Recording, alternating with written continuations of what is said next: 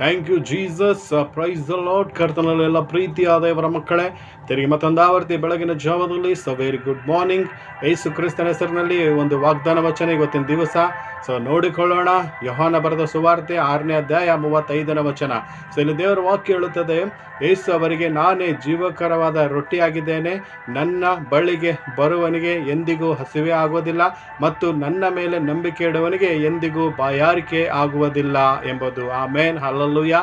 ಹೌದು, ಕರ್ತನಲ್ಲಿ ಪ್ರೀತಿಯ ದೇವರ ಮಕ್ಕಳ, ಯೇಸು ಕ್ರಿಸ್ತನೇನಾಗಿದ್ದಾನೆ? ಜೀವಕರ ರೊಟ್ಟಿಯಾಗಿದ್ದಾನೆ.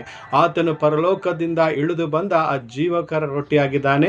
ಇವತ್ತು ನೀನು ಆ ಯೇಸು ಕ್ರಿಸ್ತನ ನಂಬಿದರೆ ಎಂದಿಗೂ ನಿನಗೂ ಹಸಿವೆ ಆಗೋದಿಲ್ಲ. ನೀ ಆತ್ಮಿಕವಾಗಿ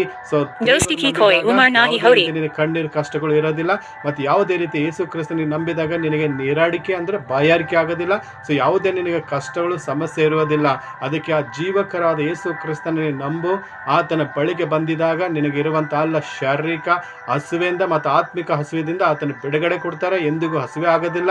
ನೀ ಸಂತೋಷ, ಸಮಾಧಾನ, ಆರೋಗ್ಯ ಬಲ ಕೊಟ್ಟು ನಡೆಸ್ತಾರೆ. ಮತ್ತು ಆತನ ಮೇಲೆ ನಂಬಿಕೆ ಇಟ್ಟಿದಾಗ ದೇವರು ನಿನಗೆ ಎಂದಿಗೂ ನೀರಡಿಕೆ ಆಗದಂತೆ, ಎಂದಿಗೂ ನೀನು ವ್ಯಥ ಪಡದಂತೆ, ನೋವಿನಲ್ಲಿ ಆ ಒಂದು ಕಣ್ಣೀರು ಕಷ್ಟದಲ್ಲಿ ಬೆಂದು ಹೋಗದಂತೆ ಆ ದೇವರು ನಿನಗೆ ಜೀವ ಜಲವಾಗಿ, ಜೀವಕರ ರೊಟ್ಟಿಯಾಗಿ ನಿನ್ನನ್ನು ಆಶೀರ್ವಾದ ಮಾಡಿ ಉನ್ನತವಾಗಿ ನಡೆಸ್ತಾರೆ ಎಂಬುದಾಗಿ ನಾವು ದೇವರ ವಾಕ್ಯದಲ್ಲಿ ನೋಡ್ತೇವೆ.